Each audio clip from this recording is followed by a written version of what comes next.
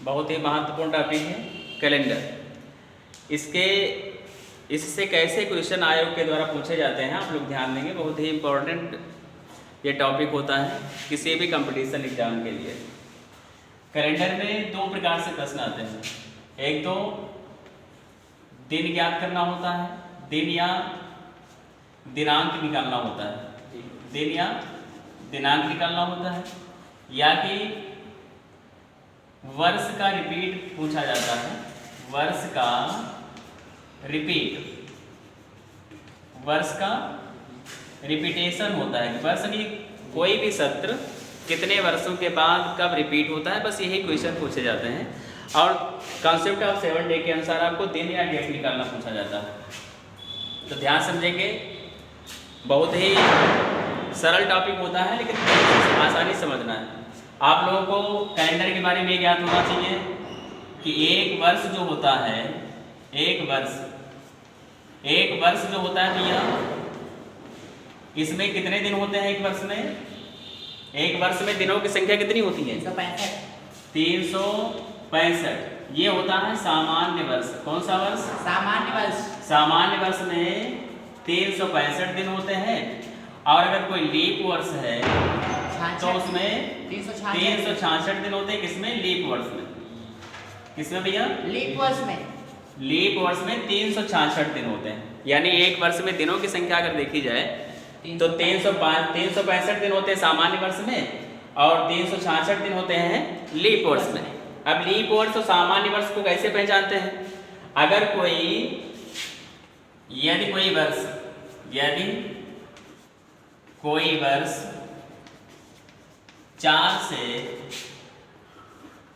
पूर्ण विभाजित होता है, पूर्ण विभाजित होता है तो वह लीप वर्ष होता है। तो क्या होता है भैया? तो वह लीप वर्ष होता है। लीप वर्ष होता है, लीप वर्ष होता है।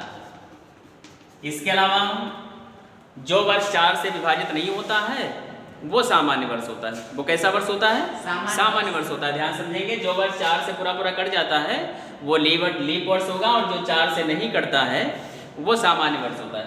जैसे मान लो हमारा 2020 है। ध्यान समझेंगे, 2020 ये 4 से पूरा कट जाएगा। 4 पंचे 20, 4 पंचे 20 कट जाएगा ना। इसका मतलब ये कैसा है? लीप वर्ष है। ये कैसा है? लीप वर्ष है। 2021 कैसा वर्ष है? 2021 4 से पूरा नहीं कटेगा तो 2021 क्या है? सामान्य वर्ष है। सामान्य वर्ष है।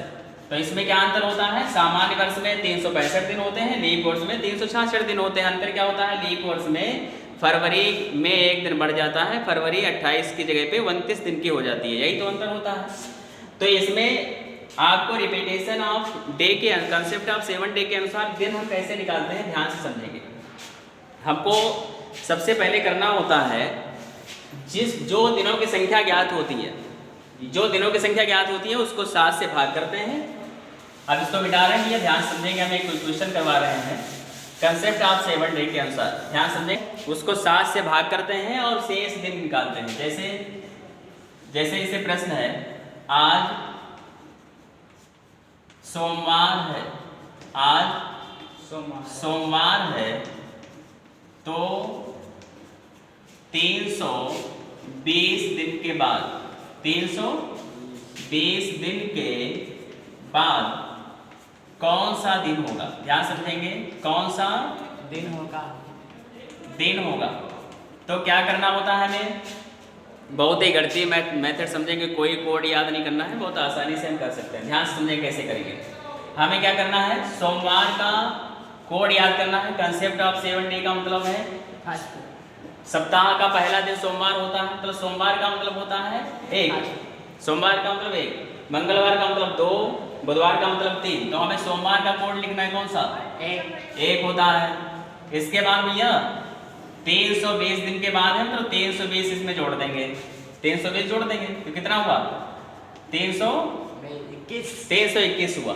अब 321 को 7 से भाग करना है, 321 को 7 से भाग करेंगे और शेषफल निकालना है, रिमाइंडर ज्ञात करना है। ध्यान समझेंगे, तो 7 से 320 को भाग कर लो, 320 को 7 से भाग कर लेंगे तो 7 कितने बार लगेगा, 7 चक्को 28 होगा ना, 7 चक्को 28, घटाओ भैया, 12 में से 8 गया, 4 बचा, इधर कुछ नहीं बचा ना, इधर 0, यहाँ ये 321 को हम भाग कर रहे हैं, 321 को भाग कर रहे हैं, तो यहाँ उतारेंगे कितना, 41 हुआ, 1 उतारेंगे तो 41 हो गया, कितनी बार लगेगा, 7 बचे 35, 7 बचे 35, कितना बचा भैया, 6, 11 में से 5 गया, 6 बचा, कितना बचा, 6 बचा, मतलब हमें रिमाइंडर निकालना था, तो शेषफल आया 6, और 6 का मतलब है, ध्यान देंगे, सप्ताह का छठा दिन शनिवार होता है, शनिवार का छठा दिन, 6 का मतलब शनिवार, सप्ताह का छठा दिन कौन सा होगा, 6 का मतलब शनिवार,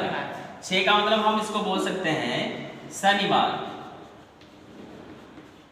ध्यान समझेंगे, यानी आज अगर सोमवार है तो 320 दिन के बाद कौन सा दिन होगा भैया, शनिवार होगा, इसमें आज का दिन जुड़ा रहता है, जिस दिन से चालू करते हैं वो दिन इसमें जुड़ा रहता है, ध्यान समझेंगे। इसके अलावा इसमें रिपीटेशन ऑफ कैलेंडर के लिए ध्यान देंगे, रिपीटेशन ऑफ कैलेंडर का अनुसार होता है, केवल हम रिवीजन एक बार ध्यान देंगे।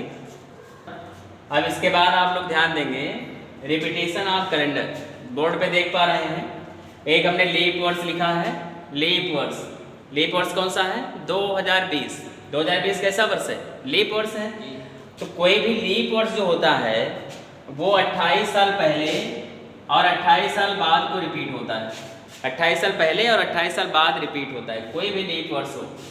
इसके अलावा अगर लीप वर्ष से पहले का कोई सत्र है, जैसे 2020 हमारा लीप वर्ष है, इसके पहले अगर 2019 एक वर्ष पहले अगर कोई हमारा वर्ष है, लीप वर्ष से एक साल पहले का अगर कोई साल है, जैसे 2020 से पहले कौन सा होगा, 2019, तो ये 6 साल पहले रिपीट हुआ होगा, वो पूरा कैलेंडर वही रहता है।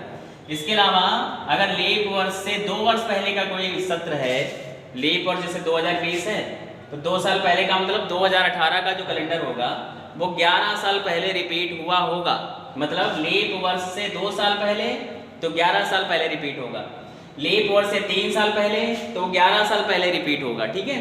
इसी अलावा इसके ठीक इसके नीचे अगर देखेंगे तो लीप वर्ष के 1 वर्ष के बाद का जो कैलेंडर होता है वो 6 वर्ष बाद रिपीट होता है, 2 वर्ष बाद का जो कैलेंडर होता है +2 का मतलब 2 वर्ष बाद जो कैलेंडर होता है 11 वर्ष बाद रिपीट होता है, जो 3 साल बाद होता है ये भी 11 वर्ष बाद रिपीट होता है।